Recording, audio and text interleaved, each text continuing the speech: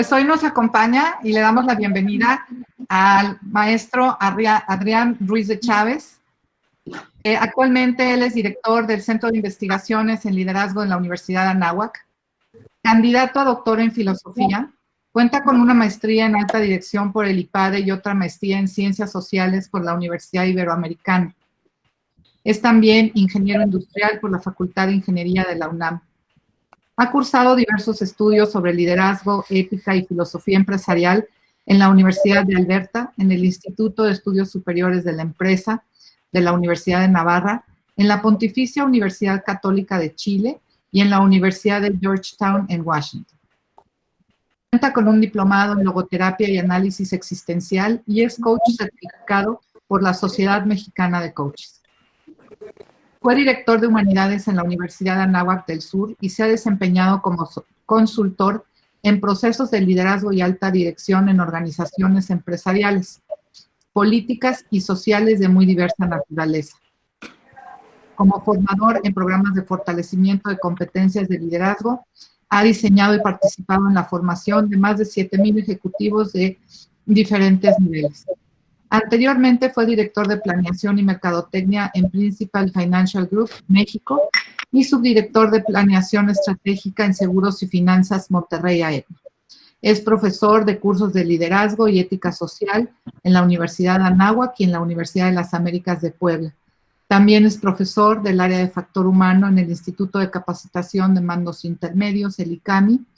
Ha sido profesor invitado en el área de filosofía y empresa en el IPADE y es también conferencista regular en la Unión Social de Empresarios de México. Participa como consejero en diversas organizaciones y empresas y es presidente de la Fundación AUPIN Promoción Social. Además, Adrián, pues yo tuve el gran privilegio de ser su alumna, igual que Vanessa y Azael, en la maestría de Gestión y Liderazgo de Instituciones Educativas. Fue un extraordinario profesor al que siempre tendremos en nuestra memoria. Muchas gracias, Adrián, y pues bienvenido a nuestra comunidad.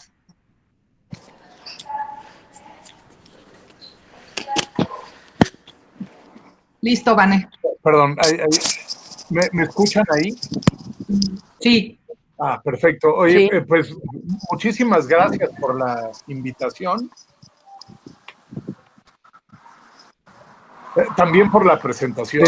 Y es un gusto estar aquí y es un honor en este día pues, tan significativo, ¿no? Para ustedes como comunidad. Es Día del Maestro, pero es un Día del Maestro muy especial por el contexto en el que estamos viviendo. Entonces, por ahí escuchaba o leí alguna vez que este tipo de celebraciones son esencialmente una ocasión para detenernos a pensar sobre muchas cosas, sobre qué supone ser maestros, qué supone tener a cargo a un grupo de jóvenes, a diversos, un grupo de jóvenes de diversos modos, para formarlos y prepararlos para el mañana, y además en el contexto particular en el que estamos, me parece que se hace tal vez más retador, porque no vamos a salir al mundo pues, tal como era antes, me parece. Yo creo que sí, estamos viviendo lo que desde hace rato se viene llamando como un cambio de época. Es que no es que vivamos en una época de cambios, es que estamos viviendo un cambio de época. Es un momento en que, digamos, las placas tectónicas de la historia, que nunca dejan de moverse, de pronto empiezan a tocar para acomodarse de otra manera. Yo lo que quisiera platicar con ustedes en este ratito que toca es sobre, es decir, qué cambios esperamos en el contexto de la pandemia que estamos viviendo. Pero a ver, en realidad es un tema mucho más allá de la propia pandemia. Pongo ahí mis datos de correo y de Twitter. No puse el de Facebook, que es lo que más uso. Y es como mi periodiquito, ¿no? Entonces estoy continuamente poniendo notas sobre distintos temas. A ver, yo trabajo, como mencionó Yolanda hace un momento, temas de liderazgo, alta dirección, gobierno y temas de ética social, ¿sí? Es una manera de pensar el mundo desde ahí y continuamente estoy poniendo cosas. Entonces, si a alguien le interesa, pues ahí me siguen y listo. Bueno, vamos a empezar con el tema. Si en algún momento alguien tiene alguna pregunta que hacer con las láminas, creo que podemos abrir la sesión a que sea quizá un poco más participativa. Nada más habría que hacer comentarios cortos para que no se nos vaya mucho el tiempo. Y al final de la conferencia, pues podemos abrir el diálogo pues, con más participación. Entonces vamos a las láminas. Vanessa, tú me ayudas. ¿Quieres poner la primera lámina? Esta primera. A ver, ahí están viendo en la pantalla la portada de un libro que es muy recomendable. Yo no sé si alguno de ustedes lo conozca, seguramente sí. Hombre, Nassim Nicolás Taleb, es un egipcio, es un matemático que publicó hace algunos años, me parece más o menos por ahí del 2005, este libro que se llama El Cisne Negro. Dice como subtítulo: el impacto de lo altamente improbable en la historia. La tesis de Nicolás Taleb es que de pronto pasan cosas que nos sorprenden en la historia y que le ponen una nueva dinámica a la forma en que vivimos. El tema de cisne negro es porque se supone que todos los cisnes son blancos. Y vamos con esa creencia hasta que nos encontramos a un cisne que no lo es y que es un cisne negro porque en Australia y lo que tú quieras. Y entonces dice, la aparición de un cisne negro nos pone a girar de otra manera. Bueno, y pone muchos ejemplos, ahora me voy a meter algunos de ellos. Lo relevante aquí es que el propio Nicolás Taleb, que me parece que vive en Francia actualmente, cuando apareció el tema del COVID y la pandemia, en fin, él advirtió sobre el impacto, él calificó de dramático del COVID, ¿no? Y su capacidad de transformación sistémica. Pongo una cita que me encontré de una declaración suya. Dice: los sistemas complejos interconectados tienen atributos que permiten a ciertos fenómenos salirse de control y generar resultados extremos. El tema aquí es la aparición de la pandemia en un mundo interconectado extraordinariamente, como nunca había estado en la historia. Por ahí hay gente que dice que esto realmente no nos debería sorprender, pues porque la historia de las pandemias porque el impacto de las pandemias, perdón, en la historia de la humanidad es muy antiguo, ¿no? Y tenemos pandemias desde antes de Cristo y luego la peste negra y luego, desde luego se habla mucho hoy de la gripe llamada española, ¿no? Inmediatamente después de la Primera Guerra Mundial, que por cierto dicen que no era española, que el origen de la gripe llamada española fue en Estados Unidos, en la zona de Kansas City y tal, pero se expandió también. Y bueno, aquella pues, pandemia mató no se sabe, se estima entre 50 y 100 millones de personas. Si uno pone la cifra de 60 millones de personas muertas en aquella gripe, estás hablando de prácticamente el triple de los muertos durante la Primera Guerra Mundial entre militares y civiles. Bueno, el caso es que dicen, bueno, a ver, las pandemias no nos deberían sorprender porque a lo largo de nuestra historia hemos vivido con ellas. Bueno, pues muy bien. Pero como sea, bueno, perdón, aprovecho para recomendarles, me parece que la vi en HBO, si no es que en Amazon Prime, una película que no es nueva, es del año 2011, se llama Contagio, con Matt Damon y no me acuerdo las otras actrices y actores famosos, pero a ver, realmente describe lo que estamos viviendo con una puntualidad impresionante. Hay un virus que se deriva de los murciélagos en China, eh, pues con la conectividad de la globalización, el virus se expande de inmediato a todo el mundo, no hay vacuna, los científicos están acelerados buscando la vacuna que nomás no encuentran, se van a tardar varios meses en encontrarla, las medidas de salud van a resultar como en la gripe española de principios del siglo pasado, hace 100 años justamente. Las medidas son el confinamiento, el distanciamiento social, y eso a los 4 meses de pandemia es lo que narra la película, pero no se las estoy spoileando, sino estoy poniendo lo básico.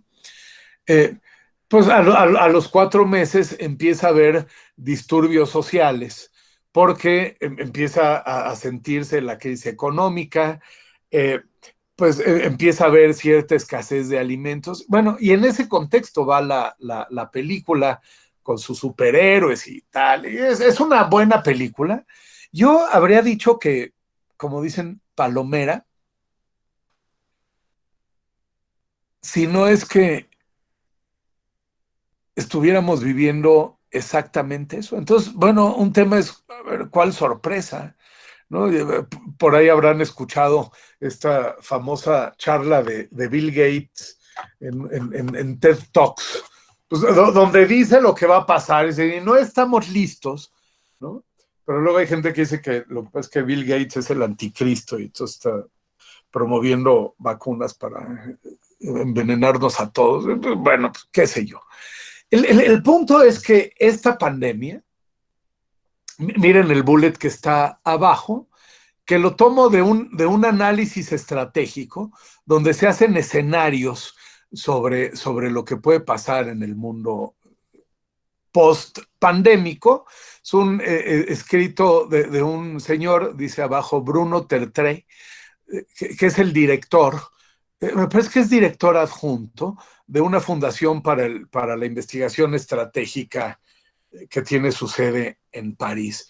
Cito porque me parece muy relevante. Dice, esta pandemia es la prueba de estrés perfecta de la sociedad global contemporánea y debido a su naturaleza brutal y masiva, una verdadera sorpresa estratégica, como la caída del muro de Berlín o la crisis financiera de 2008. Y ahí yo añado cosas porque me parece que puede ser como el surgimiento del nazismo en 1933, como los movimientos estudiantiles de 1968 o más. Miren, ¿puedes cambiar la lámina, Vani? Bueno, ahí les puse, perdón, son los datos al día de ayer de cómo están las cifras.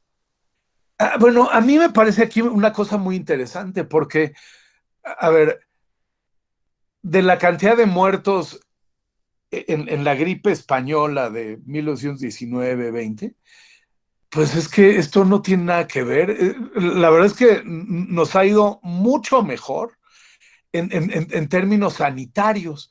A ver, de los 7,000 billones o 7,000 y cacho de millones de personas que hay en el mundo, 7,000 millones. Tenemos 4,5 millones más o menos de contagios y al día de ayer 300,000 muertos. Pues es una maravilla. Desde luego, cada muerto es muy lamentable y deja un espacio que no se llena nunca, ¿no?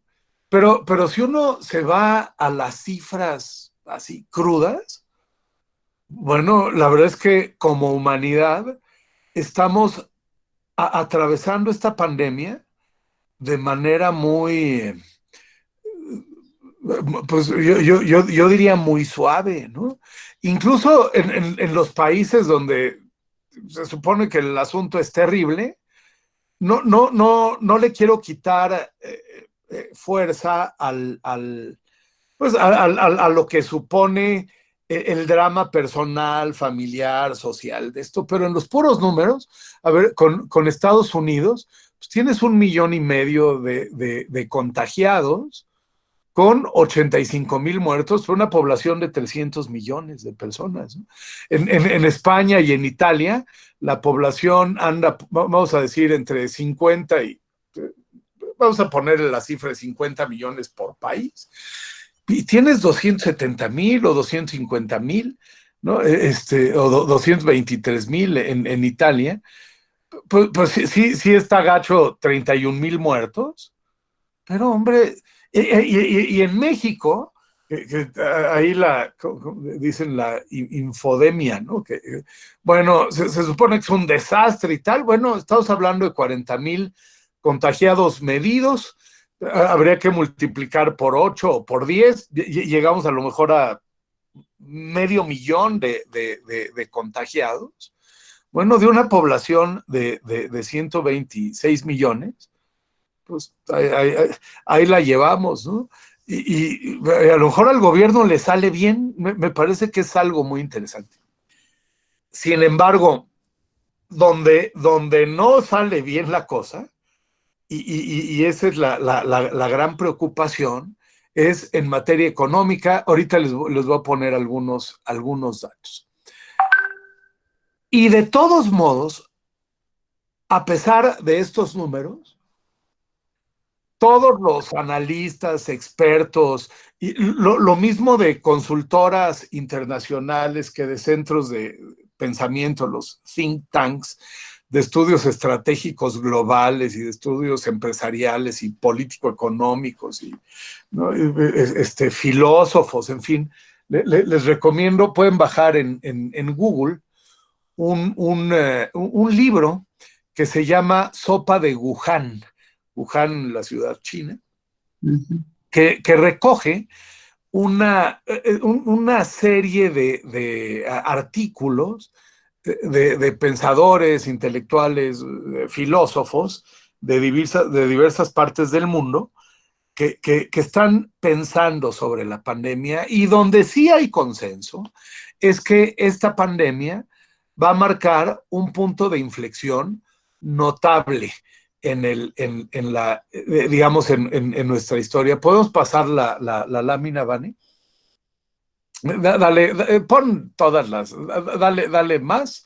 A ver, lo que estoy poniendo aquí, gracias, es que hay puntos en la historia, hay ciertos años, pues a ver, podríamos hablar de fechas específicas, pero creo que habría que hablar de años, que marcan realmente un punto de quiebre en la forma en que se venía viviendo antes de ese periodo, y luego cómo se empezó a vivir después de ese periodo. Esta es una tesis medio audaz, medio arriesgada, pero me parece que hay que tomarla en cuenta. Desde luego hay gente que dice, no hombre, no va a pasar nada, vamos a regresar a vivir como si nada, y no va a haber diferencia entre el 30 de enero y el 30 de noviembre del 2020, Bueno, yo soy de los que piensa que no es así, que van a irse moviendo muchas cosas, o que, como lo plantearemos con más detenimiento un poquito más adelante, eh, y yo creo que la crisis, esta crisis, realmente abre una oportunidad de cambio muy interesante. Algunos cambios van a ser obligados, forzosos por la dinámica de la realidad, que siempre impone su ley, pero además es una oportunidad para corregir muchas cosas. Lo que estoy poniendo en esta lámina son algunas imágenes, ¿no?, de episodios clave en la historia del mundo, particularmente occidental. 476 con la caída del Imperio Romano, 1354 cuando se marca como la gran expansión de la peste negra en Europa, 1492 con el descubrimiento de América o 1789 con la Revolución Francesa. Creo que aquí, particularmente con la caída del Imperio Romano, el descubrimiento de América y la Revolución Francesa, sí, a ver, son momentos, ¿cómo decir? De cismas o de sismos, ¿no?, en la historia de la humanidad. La peste negra, como que no se le reconoce mucho, pero la verdad es que habría que considerarla como muy relevante. Propiamente la peste negra marca el final de la Edad Media y empieza a abrirle la puerta al Renacimiento. Dinamiza, por ejemplo, la vida en las ciudades, va a dinamizar la investigación médica y va a poner sobre la mesa nuevos paradigmas para curar enfermedades a partir... Hay una, no sé si siga siendo exhibida, pero hay que buscar en Netflix una serie que se llama Un Mundo Sin Fin, que es sobre la novela de Ken Follett, justamente el final de la Edad Media y marca en el contexto de la peste negra, etcétera. Y entonces, ¿cómo se da la transición de gente que quiere curar a los enfermos con sangrados? Nada más le saca sangre para que se le salga precisamente la mala sangre. Y bueno, entonces se mueren por debilidad y por el sangrado. Y cómo empiezan a aparecer, pues habría que decir médicos que hacen investigación, que empiezan a aplicar lo que después se conocerá como el método científico, pues con Descartes y Bacon, etcétera, y que van probando medicamentos y tal, ¿no? Bueno, a partir de la peste negra van cambiando muchas cosas, quizá con lentitud, no es un tema de la noche a la mañana, ¿no? Y lo que habría que decir es que estos puntos de inflexión realmente no es que generen el cambio, porque, a ver, no es que el mundo se haga radicalmente nuevo a partir de ahí, es que estos episodios aceleran tendencias, funcionan como catalizadores de fenómenos que ya vienen desde atrás en la sociedad. Es decir, a ver, cuando los bárbaros llegan a Roma, pues ellos no causan la crisis del Imperio Romano, es como la gota que derrama el vaso o digamos que rompe los diques de la presa, pero la crisis del Imperio Romano ya venía desde hace mucho atrás. Los cambios que se detonan a partir de la peste negra, pues ya se venían dando desde al menos 150 años en Europa. El descubrimiento de América más bien culmina un proceso que ya venía desde el periodo de las cruzadas y luego el dominio, la caída de Constantinopla y los turcos que empiezan a estorbar el comercio entre Europa y Asia, entonces empiezan a buscar otras rutas, pero son periodos, son procesos que venían cocinándose desde décadas, si no es que de siglos antes, y entonces cuando aparece el episodio que marca el punto de inflexión, pues nomás acelera. Yo creo que algo así está pasándonos con nosotros. Lo mismo se puede hablar de la Revolución Francesa. Las ideas de la Revolución Francesa traen siglo y medio al menos, ¿no? Entonces, bueno, sigo. Puedes mover la lámina, ponle todo. Aquí estoy pensando en el siglo XX, para ir como encuadrando con más proximidad. Bueno, desde luego tienes la Primera Guerra Mundial, 1914, la crisis del 29, el surgimiento del nazismo y los totalitarismos en los años 30, en muchos lados, en España, en Italia, desde luego en la Unión Soviética, en Alemania con Hitler, etcétera, y luego la bomba atómica y la destrucción de las ciudades. Cada uno de estos años que están viendo ahí, 1914, 29 y 45, van a dar paso a un mundo que se va haciendo gradualmente distinto. Es decir, a partir de estos episodios, digamos que las cosas no van a ser igual que antes y los cambios se aceleran. Pero creo que ya estoy repitiendo mucho. Mira, cámbiale a la siguiente lámina. De manera más próxima, me parece que habría que señalar 1968. No que en 1968 pase todo otra vez. 1968 capitaliza una serie de cambios que se venían dando en la sociedad desde los años 50, pero a partir de ahí, dice un futurólogo de la Universidad de Oxford, se llama James Martin, dice, es como si la humanidad entrara, hagan de cuenta que veníamos navegando tranquilos en un río, en nuestro catamarán con los alcoholes ¿no? Y de pronto se estrecha se estrecha el río, y entonces un efecto Bernoulli, y se acelera la corriente, y empiezan los rápidos, y los cambios empiezan a suceder de una manera, digamos, más notable. Me parece que habría que señalar un par de eventos más.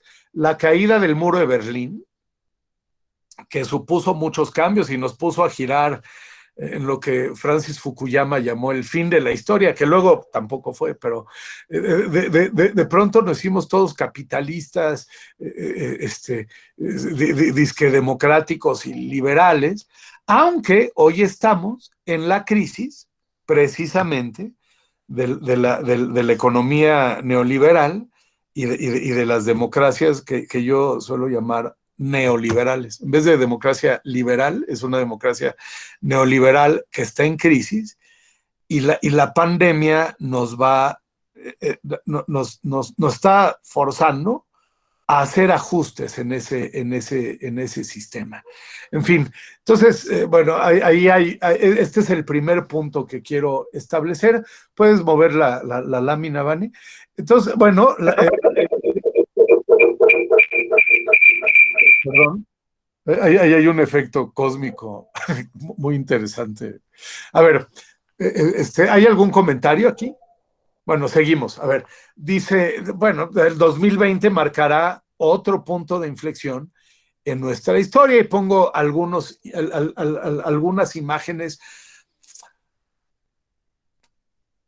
¿Habrán leído algunos de ustedes a este sociólogo polaco que realmente hace su carrera en Inglaterra, Zygmunt Bauman, Tiempos líquidos, vida líquida, en fin, esas se las dejé leer a mis alumnas en la maestría, ¿no? A Yolanda y a Vanessa y a Sael. Zygmunt Bauman, entre otras cosas, dice que vivimos en una época en donde nuestras estructuras que le daban significado, solidez, sentido a nuestra vida, se han venido licuando, dice él. Es decir, han perdido solidez. En una cosa líquida no te puedes apoyar. Y es porque venimos viviendo esta época de cambios constantes. Entonces, dice Bauman que el sentimiento característico de nuestro tiempo, a ver, Bauman murió a principios del año pasado, del 2019. Es decir, este es pre-pandémico, ¿no? Y él decía que el sentimiento dominante en la vida contemporánea era la angustia, la ansiedad. El Papa Francisco ha señalado que el sentimiento dominante, tanto en el mundo desarrollado como en el mundo en desarrollo, es el miedo. Y digamos, un poco estábamos en este contexto. Cuando estalla la pandemia, lo que tenemos es que el miedo se pone a flor de piel. Y entonces a mí me parece que parte del fenómeno que estamos viviendo sí tiene que ver con una especie de psicosis. Hay una especie de psicosis pandémica, con lo cual no quiero decir que la pandemia sea un tema psicológico o imaginario. Y es más, qué bueno que optamos por la opción del confinamiento, de la sana distancia, porque si no, muy probablemente tendríamos el sistema hospitalario saturado, si ya de por sí. Sin embargo, más allá de los hechos mismos de la pandemia, sí hay un miedo, una sensación de miedo que exacerba cosas y que estamos viendo, por ejemplo, ¿puedes adelantar la lámina, Vane? Dale un poco más. Otra más. Ahorita me regreso aquí. Otra más. Dale como 3 más. Y ahorita nos regresamos. Una más. Otra más. Más. Otra. Ahí. No, perdona. Ahorita nos regresamos a donde estábamos. Pero esta imagen que están viendo aquí tiene que ver con el miedo que hay. De pronto, se han denunciado en muchos países, y esta nota es de hace un par de días, la ONU condena la brutalidad policial para hacer cumplir el confinamiento. Entonces, todos habremos visto estos videos que circulan, que se van haciendo virales, ¿no? De un cuate que va a comprar algo y de pronto le cae la ley, pero con una dosis de violencia que dice, híjole, yo estuve trabajando 2 años con la Policía Federal y una de las cosas donde más entrenan a los policías es en lo que llaman el uso, digamos, el uso razonable de la fuerza. Y hay un tema de derechos humanos que es fundamental. Bueno, pues hemos visto cómo policías en Francia, en España particularmente, en Estados Unidos, en fin, de pronto se pasan con la gente y los arrastran nada más porque pues, salió a caminar con su perro con tapabocas y todo, ¿no? Y recuerdo uno que me mandó mi esposa, de un policía que agarran, hay un cuate que va a comprar algo y dice, pero no sabes que la gente se está muriendo. Hombre, a ver, sí hay 25,000 muertos, pero en la psique del policía, haz de cuenta que se van cayendo muertos por las calles las personas contagiadas. Hay otra película bastante chafa en Netflix, coreana, que se llama, creo que Pandemia o Virus, creo que se llama Virus. Esa sí es un churrote, pero Es la misma lógica de un virus hipercontagioso y no hay vacuna y tal. Pero ahí sí la gente va cayendo como moscas con fleet, pero además todas desangradas, es una cosa horrible. Haz de cuenta que el policía aquel está viviendo en ese escenario, que la verdad es que ni remotamente es el que tenemos. Pero está generando esto. ¿Te puedes regresar a las láminas anteriores, Vani? O yo te digo, más. Ahorita caemos aquí, una más. Creo que sí, exactamente. En esta nos quedamos. Hay una cita extraordinaria de Warren Buffett, este multimillonario, que es muy interesante por su vida sencilla, ¿no? Este personaje que manejaba él mismo su propio Toyota Corolla. Yo creo que ya no lo hace, pues está muy viejito, pero ¿no? Una de sus frases célebres, que tiene muchas sensacionales, es esta, dice, cuando baja la marea, es cuando descubrimos quién está nadando desnudo.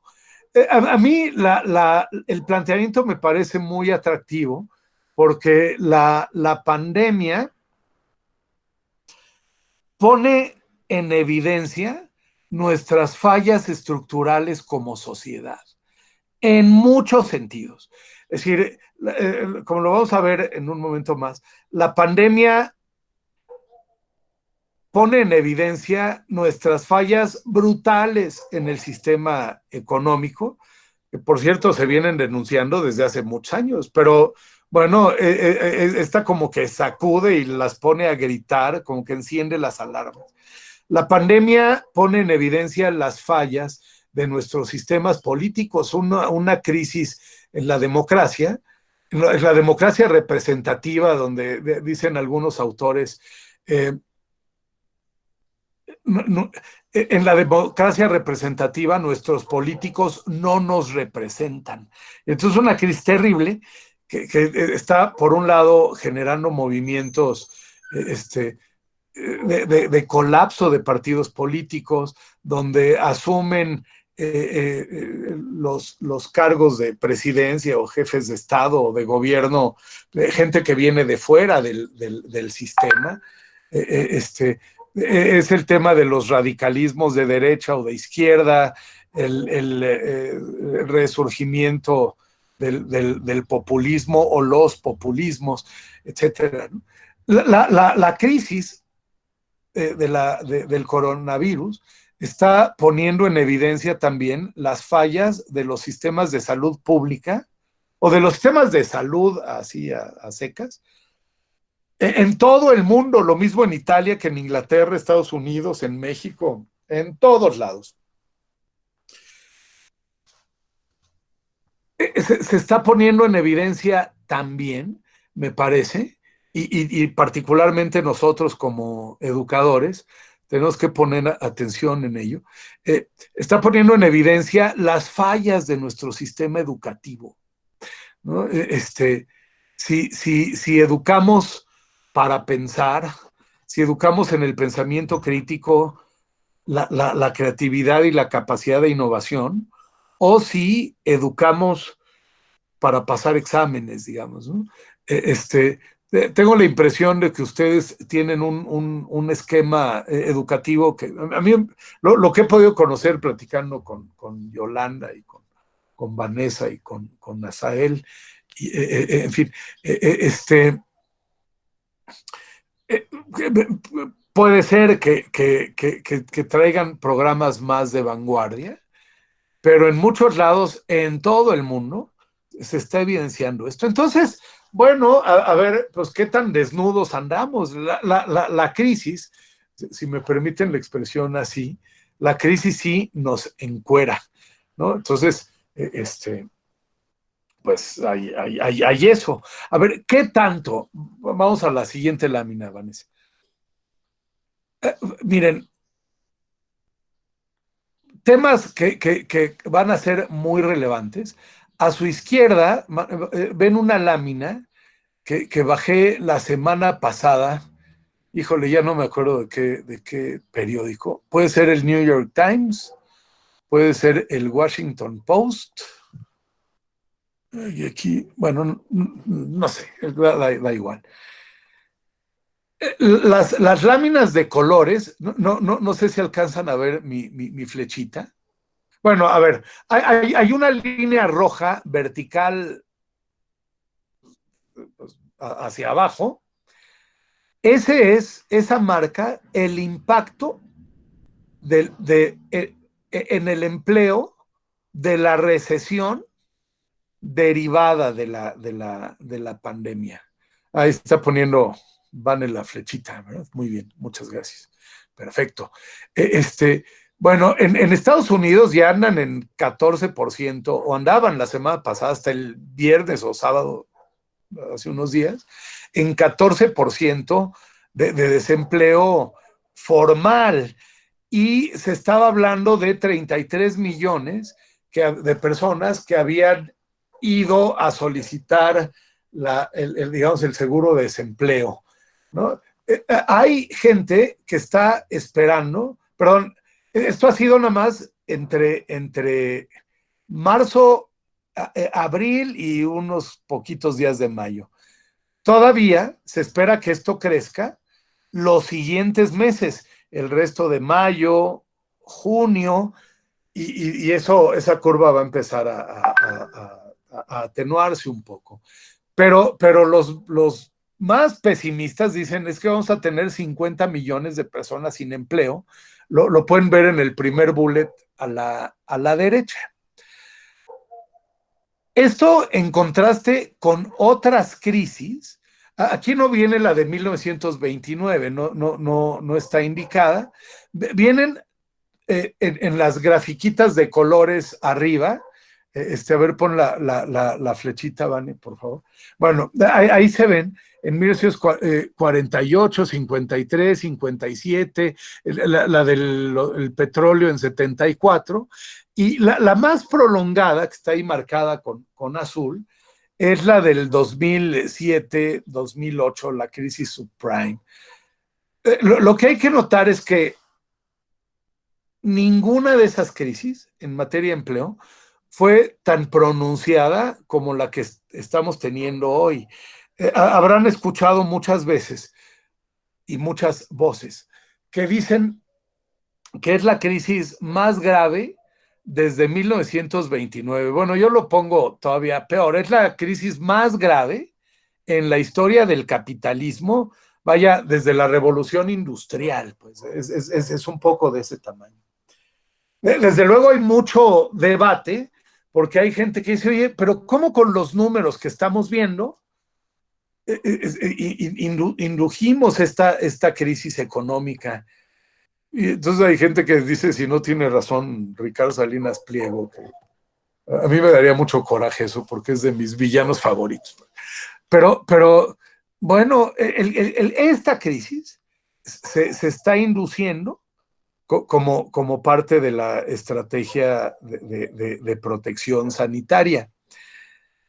Pero su dimensión, sea justificada o no, yo me inclino más a pensar que es justificada, aunque por ahí está el caso sueco, ¿no? A lo mejor fue excesiva, a lo mejor debíamos haber ido más o menos en esa dirección, pero de manera más suave.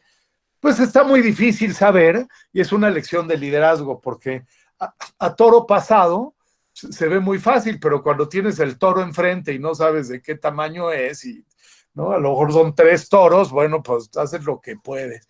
Bueno, como sea, es que este escenario nos va a forzar a cambiar muchas cosas en la dinámica de nuestro sistema económico. Muchos están diciendo, es otra vez la hora del Estado.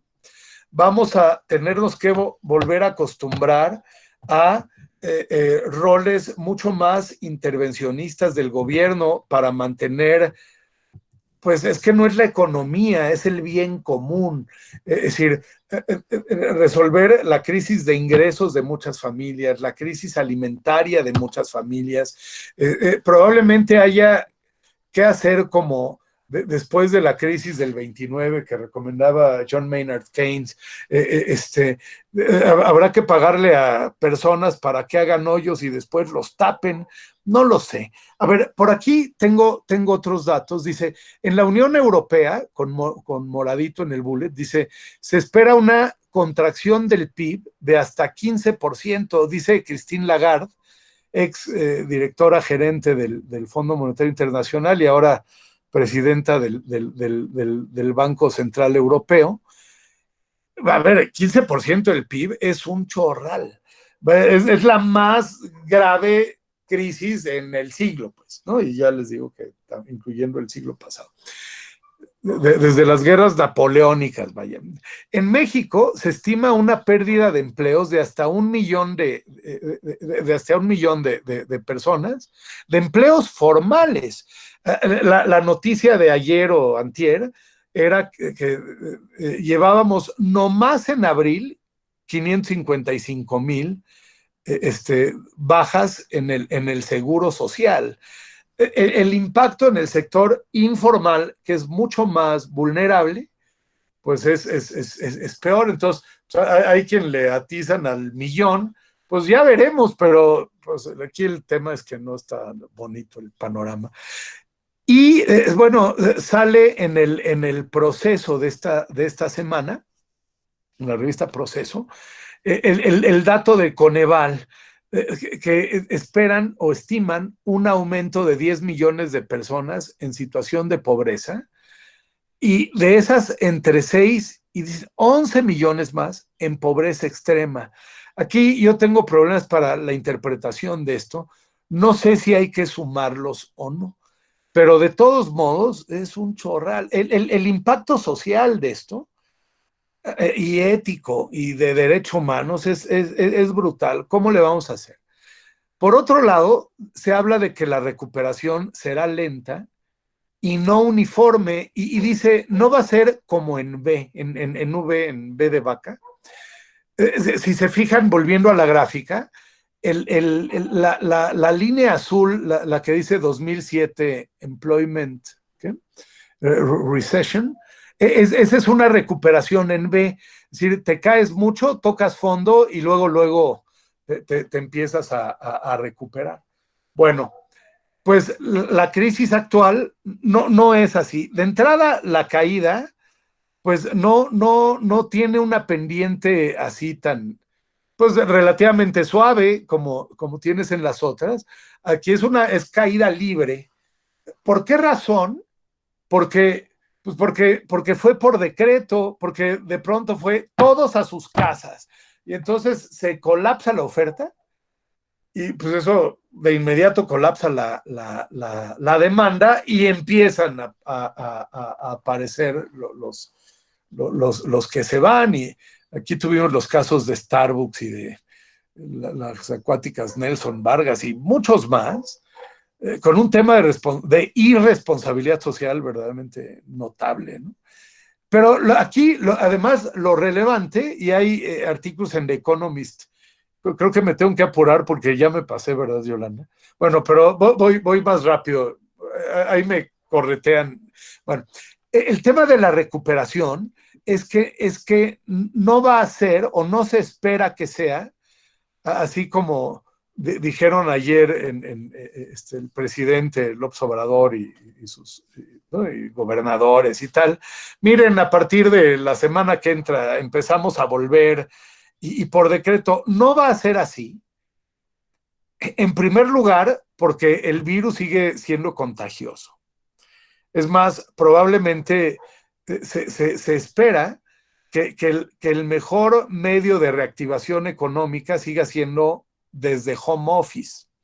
Y ya se vio que las escuelas, hasta que no tengamos luz verde absoluta, ¿no? Dijo, ¿cómo se llama el secretario de Educación? Se me fue el nombre, Esteban Moctezuma, ¿no? Bueno. Pero además dicen, porque a la gente le va a seguir dando miedo ir a lugares públicos. Y además, bueno, la gente no va a tener dinero para cambiar de coche, para viajar, y probablemente les dé miedo ir al cine o ir a restaurantes, aunque estén abiertos y aunque se tengan medidas de protección. Entonces, digamos, todos los escenarios están a que la recuperación no va a ser así como en B, sino que va a ser mucho más acostada. Algunos analistas dicen como el símbolo de Nike, como una palomita, donde la parte alta de la palomita está muy acostada. Bueno, pues esto nos va a obligar a cambiar cosas. Dale más. La otra cosa que puedes cambiar la lámina. Dale más. Esto. Perdón, una antes. Perdón. El otro tema que es muy relevante es que se teme. A ver, uno de los escenarios posibles de salida de la pandemia es que caigamos, como han dicho varios autores, en dictaduras cibernéticas, pues. Si ustedes vieron la obra de teatro, que nosotros la vimos en el Teatro de los Insurgentes, con quien era Diego Luna o Luis Gerardo Méndez, ¿se acuerdan? Que es una obra de teatro en donde justamente denuncian la falta de privacidad con los sistemas, pues básicamente de telefonía celular, y jugaban con un detalle donde al comprar los boletos te pedían o un número de teléfono o un correo electrónico, ¿no? Y entonces pues tú lo dabas, siempre con miedo, pero bueno. Y de pronto en la obra, pues sacan, se supone que al azar, los datos de Adrián Ruiz de Chávez @gmail tal, ¿no? Y entonces te empiezan a balconear porque a partir de ahí entran a tu Facebook, a tu Twitter, pueden rastrear tus movimientos, qué compras, dónde compras, cuánto gastas, dónde gastas, ¿no? A dónde vas, con quién hablas, una cosa muy impresionante. Bueno, lo que están diciendo es, si esto lo pones en un esquema, digamos, no sólido de democracia liberal, contrapesos y Estado de Derecho, eh, si tenemos un gobierno autocrático, y por eso la imagen de dictadores al lado, estos dictadores con un sistema, digamos, de invasión de la privacidad como el que permite la tecnología actual, híjole, es una cosa verdaderamente de pesadilla. Y personajes como Yuval Noah Harari, este historiador israelí, el que hace Sapiens, ¿no? De hombres a dioses, y Homo Deus, un gran intelectual, me parece que hay que seguirlo. O Giorgio Agamben, este filósofo italiano que habla del estado de excepción, en fin. Todos estos están advirtiendo contra ese riesgo. Es decir, cuando se pierde solidez democrática con estos instrumentos invasivos a la privacidad, el escenario se hace muy delicado. ¿Puedes cambiar la lámina, Vanessa? Te agradezco mucho tu apoyo, Vane.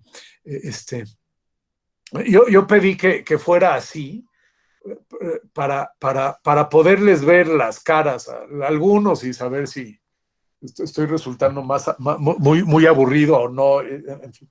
De cualquier manera ya me voy a apurar. Porque, en esta imagen, miren, aquí abajo a la derecha, con verde, ese es Elon Musk, este empresario muy notable.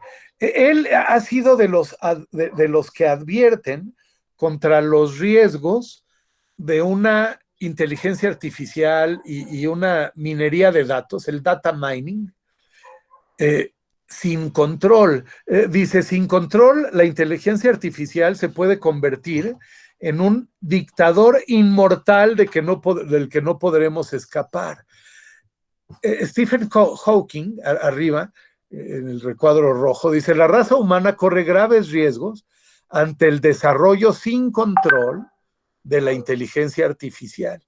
Y Barack Obama, a la derecha en el recuadro azul, diseña o hace una propuesta legislativa para evitar abusos de la inteligencia artificial, ¿no? Entonces, bueno, el bullet, el texto dice: Hawking, Elon Musk y Barack Obama han advertido sobre los riesgos de los sistemas expertos, tomando decisiones únicamente con la frialdad lógica de la racionalidad de sistemas de racionalidad instrumental, sin compasión, sin prudencia, sin otra noción de bien que el resultado diseñado por el sistema y para el sistema. Mira, dale una lámina más. Este parrafito es de un ensayo que acabo de escribir, que ando viendo cómo publicar sobre todo esto que le estoy hablando, y se los voy a leer tal cual. Dice: que en China se espíe a las personas, que se mantenga un rastreo permanente de sus comunicaciones en redes sociales o de sus movimientos con videocámaras de alta sensibilidad, y que su comportamiento privado, aún íntimo, defina su futuro en el empleo actual, tanto como su empleabilidad posterior.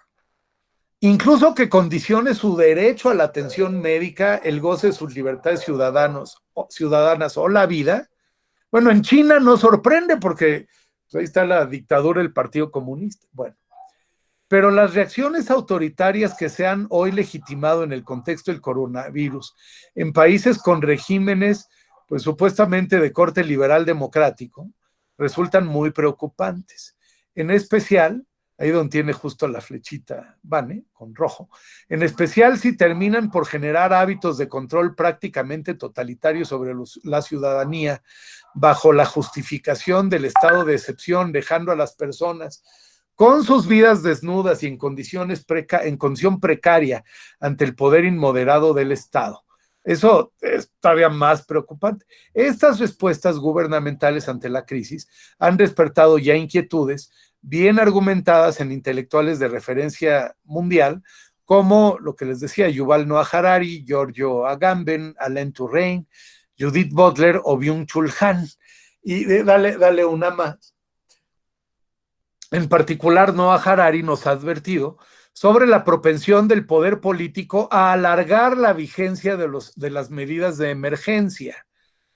Y Harari pone este ejemplo en una entrevista, me parece que salió, no estoy seguro si en el Time o en el New York Times, pongan Noah Harari coronavirus y ahí les puede aparecer completa la entrevista. Él nos recuerda, dice, que en su natal Israel, durante la guerra de 1948, el gobierno dictó, tal vez justificadamente, una serie de medidas temporales que incluían la censura de la prensa, la confiscación de tierras y las formas aceptables de preparar el pudín, así como suena. Aquí el Estado, dada la crisis, te dice cómo haces la sopa de lentejas, vaya, para ponerlo, o la sopa de tortilla, para ponerlo en mexicano. Bueno, el problema fue que, terminada y ganada la guerra, muchas de esas medidas siguieron vigentes hasta hace relativamente pocos años, incluyendo las reglas estatales de preparación de pudines, que no se liberó sino hasta el año 2011, por increíble que suene. Pues entonces dicen, a ver, aguas, porque el estado de excepción y luego el poder de intromisión a nuestra privacidad de los smartphones y demás presenta riesgos que son muy, muy, muy delicados. Da una más.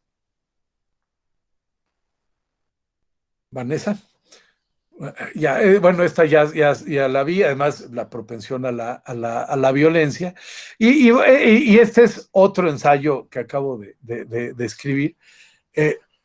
Bueno, es decir, aquí lo relevante es, con rojo, dice: la pandemia del COVID y sus efectos ponen a prueba nuestros sistemas sanitarios, educativos, políticos, económicos, etcétera, nuestras formas de vivir como sociedad, nuestra estructura de valores, La pandemia pone a prueba la realidad de nuestras creencias, de nuestros principios y valores, la diferencia entre quienes decimos ser o creemos ser y quienes realmente somos.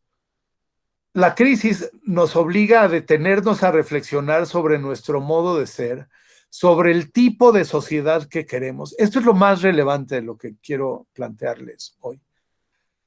La crisis ha venido a romper los lentes con los que veíamos nuestra realidad. Nos obliga, dice en el bullet de abajo con letras rojas, a abrir la mirada a la verdad para reconocer la fragilidad de nuestras vidas y la vulnerabilidad de nuestras instituciones y hacernos cargo del carácter interdependiente de nuestra existencia como personas, como ciudadanos, como empresarios, como maestros, me faltó poner ahí. La persona humana realiza su vida siempre en mutua necesidad de solidaridad y no puede encontrar realización solo en sí misma, ni prescindir de su ser con y para los demás. Por esta razón, ninguna persona y ninguna de las organizaciones de la sociedad, empresas, escuelas, Estado, lo que quieras, puede concebirse al margen de la idea del bien común, que es el fin propio de la sociedad y de todas sus instituciones.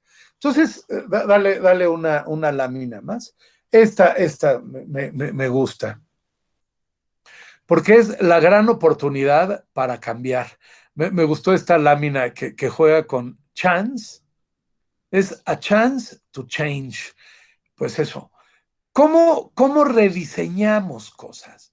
¿Cómo aprovechamos que la crisis está poniendo en evidencia muchas fallas en nuestra vida familiar, en nuestro sistema educativo, en nuestro quehacer empresarial? Leía esta semana un artículo en una revista que es como filial de The Economist, que se llama 1843, una crítica al trabajo de oficinas. El trabajo de oficinas que generó las pesadillas de Franz Kafka en la metamorfosis y el proceso. Pero qué necesidad de trabajar confinados de 9 a 6 o más, cuando las oficinas son un espacio altamente improductivo desde hace muchos años, desde que la tecnología facilita mucho el home office, y el home office le abre muchos espacios a las mujeres para que no tengan que dejar a sus hijos en una guardería, qué sé yo. Puede ser mucho más productivo en tu casa ahora, desde luego eso no es para todos, ¿no? No todo trabajo se presta para eso, pero sería una gran oportunidad para cambiar. Bueno, ¿tendremos el valor de hacerlo? Podríamos rediseñar muchas cosas en nuestro sistema de salud, en la reorganización de la economía, en la configuración de espacios de democracia participativa con liderazgos mucho más horizontales. Ahora que estamos viviendo a fuerzas la maravilla de trabajar en línea, hombre, es que ganaríamos mucho si nos atrevemos a cambiar.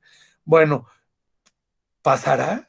Bueno, la crisis es a great chance to change. ¿Qué tanto deberíamos cambiar? Ahora sí, ya voy muy rápido.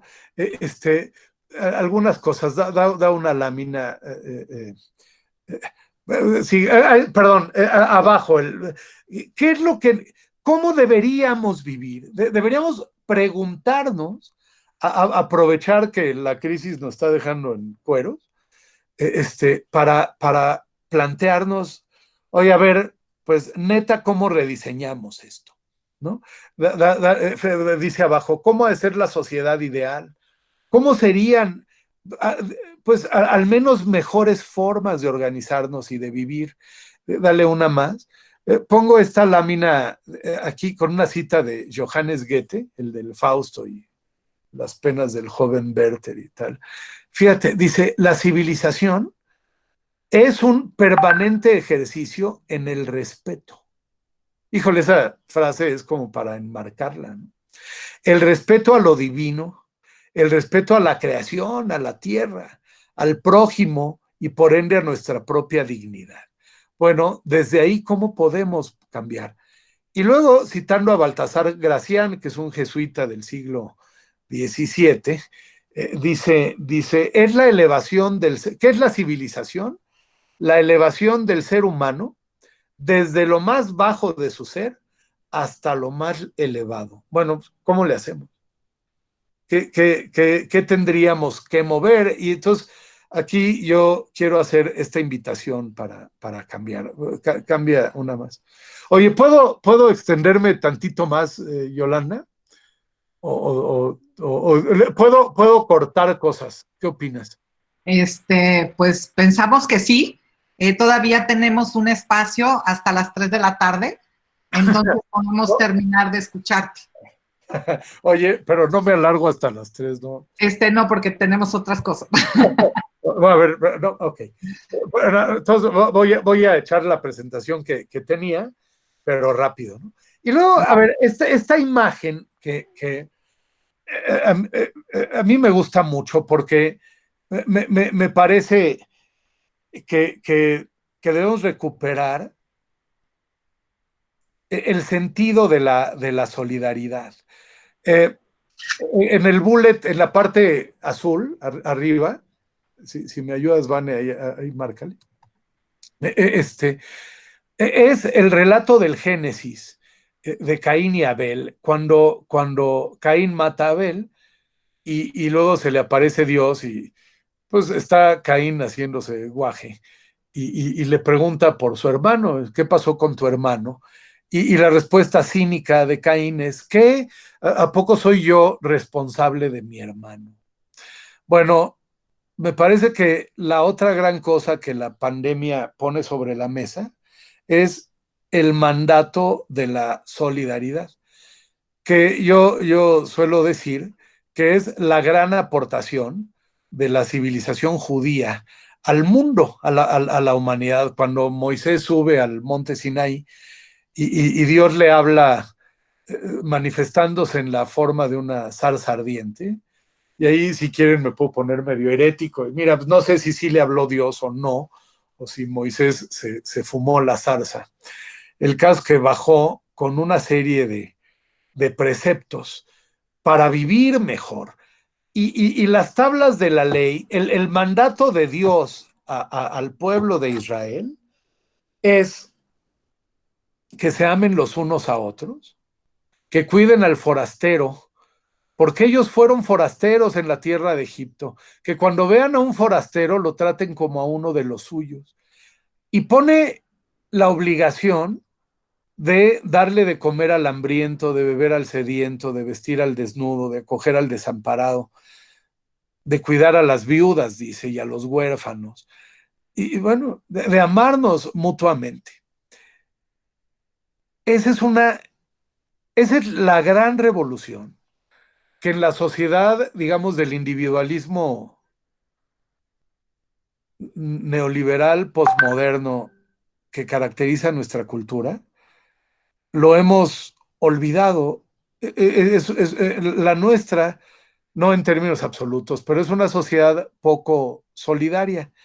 Emmanuel Levinas dice abajo en las letras rojas, es un filósofo, ya murió, un filósofo judío que sobrevivió a Auschwitz. Yo soy fan de este hombre. Él dice que toda la ética es una falacia al final si no la anclamos en una cosa, que es que, que es nuestra responsabilidad por el otro. Cuando nos encontramos con otro, lo primero que le deberemos decir es, ¿qué puedo hacer por ti? Y tengo estas tres citas de Levinas, una en el bullet azul abajo, dice, la relación con el otro suscita la responsabilidad nuestra hacia él. Y dice en un ensayo, dice, no debemos olvidar, citando a Dostoyevsky, que todos somos responsables de todos, pero yo más, empezando por mí. Y dice además, nuestra responsabilidad precede a nuestra libertad. ¿Qué quiere decir eso? Antes de hacer lo que se nos pegue la gana, porque somos libres, tenemos que atender las necesidades de los demás. Me parece que en esta lámina está el núcleo duro de la ética judía y cristiana, que se hace relevante y que también aquí la pandemia nos desnuda y nos hace evidente esta necesidad mutua que responde a nuestra vulnerabilidad. Entonces, desde ahí, ¿cómo cambiamos? ¿O qué deberíamos hacer? Dale una lámina más, Vani. Entonces, ¿qué tendríamos que cambiar? Voy rápido con algunas cosas. Perdón, gracias. Esta parte es muy relevante. Dice, esto lo copié. Vieron que el Consejo Coordinador Empresarial ha lanzado 68 propuestas para ideas. En realidad no son muy audaces, son bastante ordinarias, pero no están mal. Es mejor que lo que está proponiendo el gobierno, eso sí. Aunque hay cosas del gobierno que están proponiendo muy sensatas. El ayudo, las transferencias directas, aunque haya riesgo del uso clientelar, hijo, eso lo vamos a agradecer porque está paliando el conflicto social. Bueno, con el tema del CCE, estoy participando a través de una asociación en lo que está planteando. Y esta leyenda es la contribución que mandamos al CCE y las mesas que hicieron desde la Unión Social de Empresarios de México, la USEM, donde participo. Se los leo. Dice, no queremos regresar a donde estábamos y como estábamos.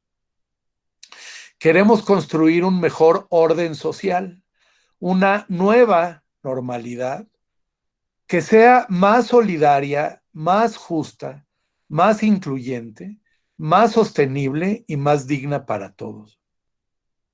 Creo que ahí está realmente el mensaje que quiero dar, pero todavía no termino. Dale un poquito más. ¿Qué desafíos tenemos enfrente? Esa imagen a mí me encanta, ¿no? Es nuestro mundo hecho pinole. Pobrecita madre tierra. Dale una más. Nuestro desorden mundial. Esta es una imagen de libros muy recientes sobre nuestro descontento global. Ahí pueden ver, pues, muy rápido, The Age of Anger, A History of the Present, que es un gran libro. Luego, Malestar Global, de Noam Chomsky, The Future of Capitalism, Facing the New Anxieties, ¿no? Nuestras nuevas ansiedades. Luego otro está muy bueno, de Yasha Monk, El pueblo contra la democracia, hay traducción en español, y cómo nuestras libertades están poniendo en peligro, se están poniendo en peligro, y cómo salvarlas. Y luego la advertencia de Madeleine Albright, que fue secretaria de Estado norteamericana, sobre el fascismo en ascenso en Estados Unidos y el tema del supremacismo blanco, o la explosión populista que pues, estamos viendo cosas de estas en varios países, no nada más en México, ¿no? Dale más.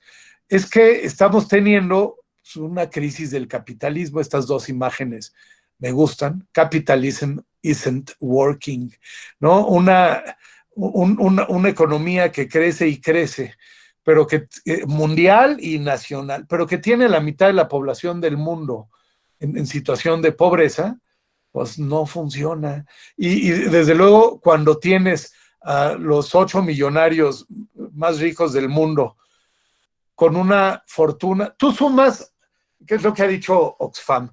Tú sumas las fortunas de los 8 multimillonarios más ricos del mundo, sumas eso, y sus fortunas son equivalentes a lo que tiene sumado el 60% de la población mundial. Bueno, pues hay algo mal en el sistema. Y alguien diría, bueno, pues ¿qué con eso? Bueno, es que ahí hay un tema de justicia fundamental y hay un tema de sostenibilidad social fundamental. como han dicho varios papas. Yo lo he leído en Pablo VI, Juan Pablo II, Benedicto XVI y Francisco. Dicen que la justicia es el verdadero nombre de la paz. ¿Quieres que disminuya la violencia social? Lo que necesitamos es trabajar aumentando la justicia social. Es fundamental, porque la justicia es probablemente la primera manifestación real del respeto a la dignidad humana. La pobreza, la exclusión, la desigualdad. A ver, la desigualdad la desigualdad por injusticia es una violación a los derechos humanos, es una violación a la dignidad humana de los que quedan marginados en el sistema. Entonces, ahí tendríamos que cambiar. Dale más. Bueno, esta es la imagen de la pobreza, que dicen, le hemos apostado a la teoría del derrame. Mira, con que crees que el PIB chorrea para todos, a todos les alcanza. Pues no es cierto. La imagen a la izquierda es que hay unos poquitos que se quedan con la gran tajada y los demás ahí persiguiendo migajas. ¿Y qué pasa con eso? Bueno, es que este chiquito abajo, si puedes marcar se convierte en la imagen que tienes a la derecha. Es una bomba de tiempo. Y la economía del crimen es una alternativa para los que no encuentran salidas de otra manera. La pobreza termina siendo una bomba social en muchos sentidos. Entonces, bueno, hay que atender eso. Dale otra. Nada, síguele, esto me lo voy a brincar. Más. El problema de la concentración de riqueza, lo que ocurre, perdón, a ver, ya me arrepentí, dale dos para atrás. Otra, aquí lo que está con rojo. El problema de la concentración de riqueza es que erosiona a la democracia y su eficacia. De hecho, yo digo que vivimos en la democracia Goldman Sachs. Entonces, y hay por ahí algunos politólogos que dicen que es que vivimos en la democracia. La democracia Goldman Sachs es que nada más puedes escoger entre Pepsi y Coca, ¿no? Es decir, si ganan demócratas o republicanos, la verdad es que es igual, es el gabinete Goldman Sachs el que sigue gobernando. Y en México es igual. A ver, PRI, PAN, PRD, pues era lo mismo. Y estamos viendo que Morena es igual, ¿no? Entonces, bueno, a ver, y lo mismo en España, entre PSOE y Partido Popular, etcétera. Entonces, lo que estamos teniendo en esta estructura tan concentrada es que no es solo del poder económico. El poder económico se convierte en poder político y entonces se mina la estructura democrática en nuestras sociedades con todo lo que implica en términos de derechos humanos y legales y abusos, etcétera. Dale más para adelante. Y otra más. Y luego tenemos a la tierra pobrecita. Esta es una fotografía que bajé del New York Times de los incendios en California hace 2 años. Ya se ve, dale una más. Esto es del Washington Post, ahí me falló una T. Pero fíjate, es que no te creas que las inundaciones y tal son en Mali, Somalia y el Congo. Lo puse ahí con rojo. En San Bernardino County, California, 82,000 people were ordered to leave their homes, ¿no? Y luego dice abajo, it followed dramatic flooding in Louisiana that the Red Cross termed our worst natural disaster. Bueno, pues ahí vivimos, ¿no? Y se espera que esto no cese. Ya, no sé si vieron una noticia hace poco. Está resultando muy angustiante mi plática, perdónenme. Bueno, hay que detenernos a pensar. Que se espera que la temporada de huracanes de este año sea peor que worst than ever. Bueno, dale una para adelante. Y luego, pues es el mundo del terrorismo, no me detengo mucho aquí. Pero a ver, antes de la pandemia, pues estas eran las noticias y lo que es que los acontecimientos que vivimos se suceden uno a otro con demasiada velocidad. Eh, eh, y se nos olvida que el 9 de marzo fue la marcha de las mujeres, ¿no? Y entonces, yo me hice feminista a partir de ahí, en fin. Pero unos meses antes estábamos con el tema y en Europa, pues el asunto no ha parado. Bueno, pues ¿qué vamos a hacer con esto? La gran pregunta para nosotros educadores es, ¿cómo, a ver, nuestros alumnos no son ajenos a esto? Yo lo veo con mis chavos de licenciatura en la Anáhuac. Claramente leen esto, están conscientes de esto y sienten ansiedad, pero no ven respuestas. Y lo que necesitamos es ayudarlos a que tengan esperanza y a que tengan la capacidad para rediseñar cosas y crear respuestas a esta problemática que, como se ve, no genera la pandemia, ¿no? Todo esto que estoy diciendo ya estaba con la pandemia. Bueno, pues aprovechemos la pandemia para corregir esto. ¿Puedes cambiar la lámina? A ver, ¿y cómo se espera el mundo que viene? Bueno, la verdad es que se espera que el calentamiento global siga. El problema del crecimiento de la población, pues se espera que para 2050 seamos 9,000 millones de habitantes. Y eso puede generar una serie de problemas. Hay un libro que les recomiendo altamente o ampliamente que se llama, es de James Martin. Se me fue el avión. Ahorita me acuerdo. Se llama The Future of 21st Century. Así. 21st, además lo pone con número, no romano, sino arábigo. The Future of 21st Century. Y es un análisis prospectivo de cómo espera que sea el mundo entre 2035 y 2050. Con un análisis sistémico realmente muy interesante. Bueno, lo que plantea James Martin, a ver, el efecto del tamaño de la población va a ser difícil, sobre todo si no encontramos formas de hacer una economía más incluyente, más solidaria y más justa. Dos, si no le ponemos cierta contención a nuestros patrones de consumo, el daño sobre el sistema ambiental se viene muy difícil. Se esperan, lo que llaman las guerras del agua, que se pierda hielo en la Tierra.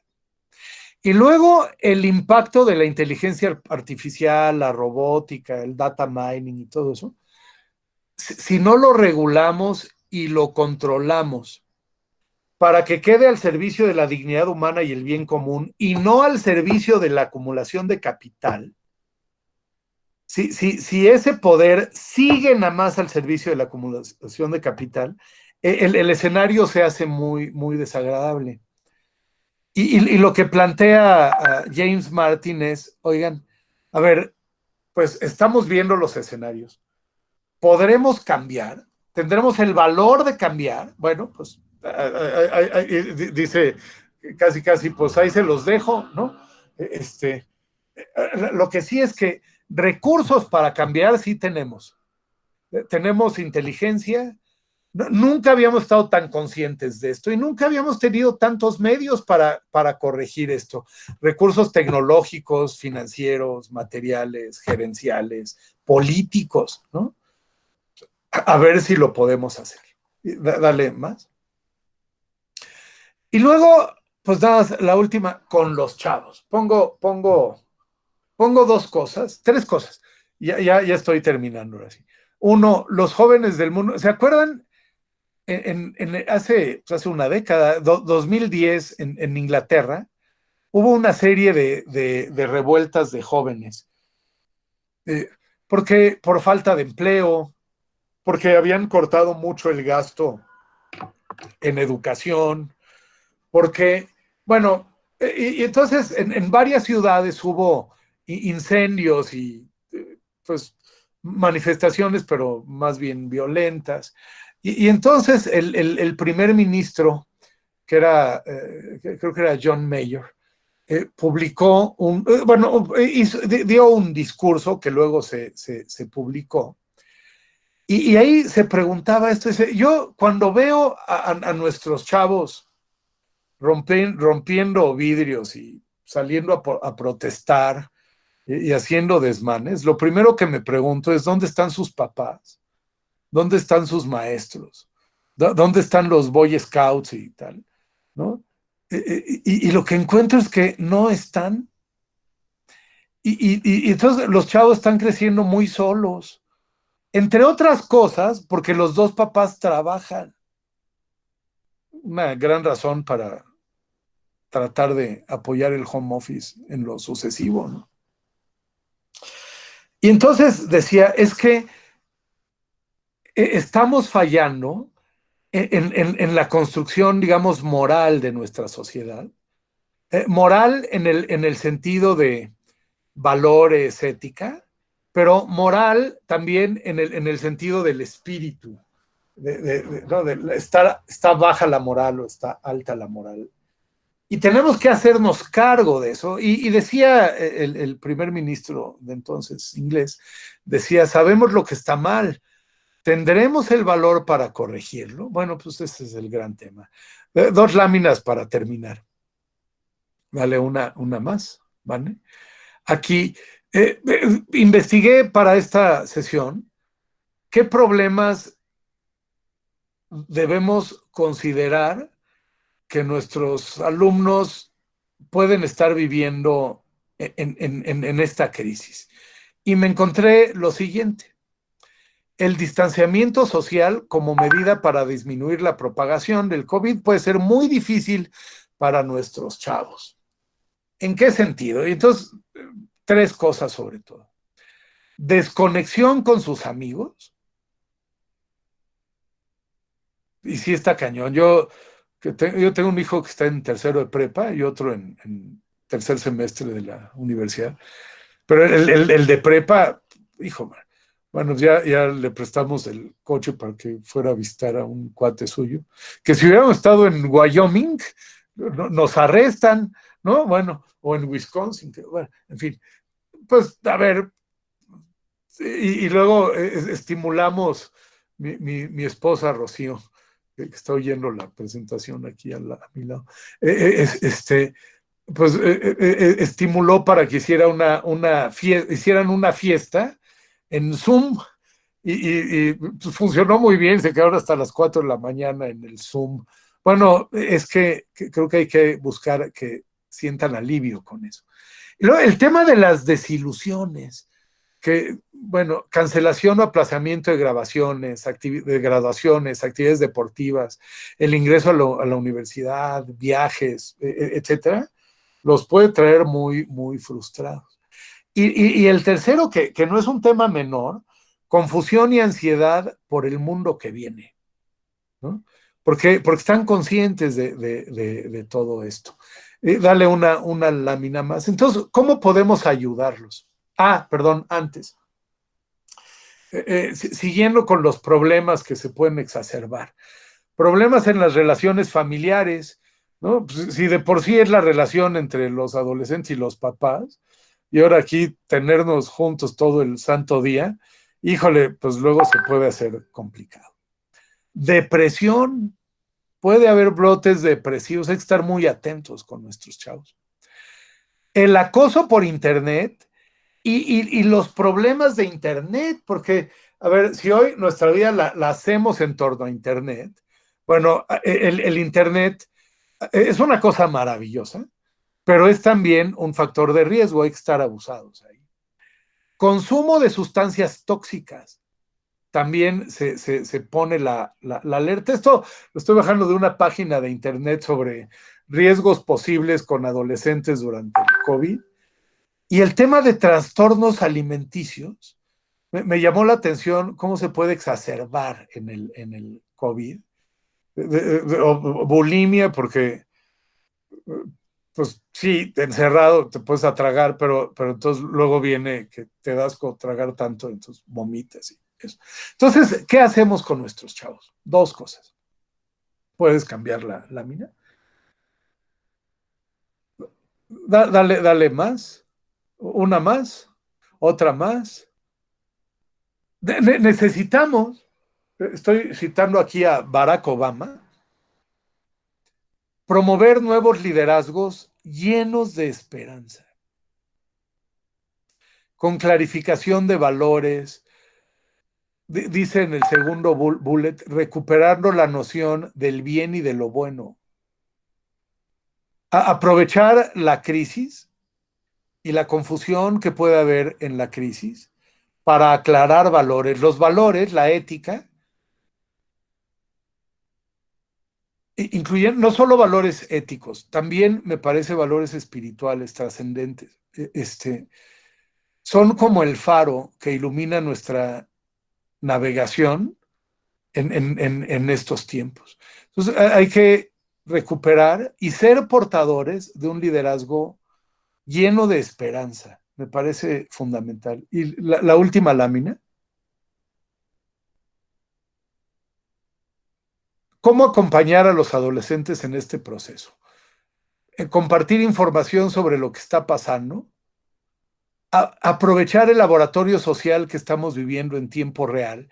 Y entonces ellos pueden aprender muchísimo con películas, con videos, con noticias, platicar el tema y abrirlo, no desde una perspectiva pesimista, sino positiva, constructiva.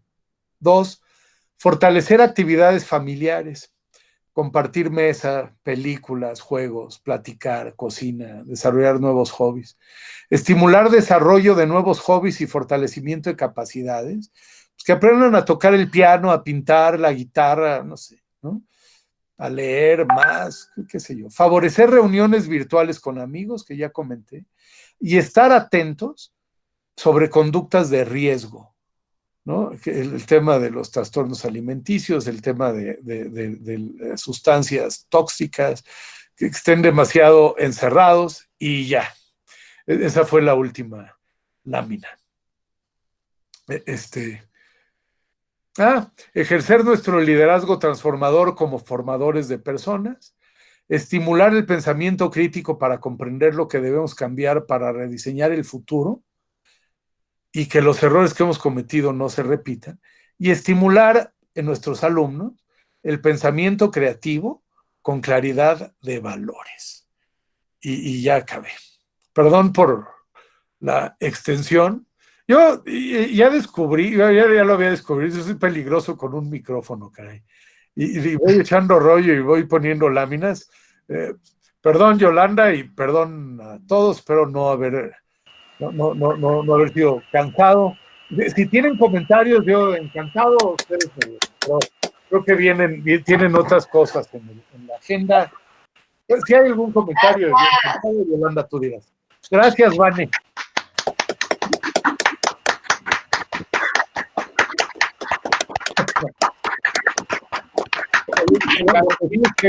Es la primera vez que en línea me aplauden, eso no me gusta. Gracias.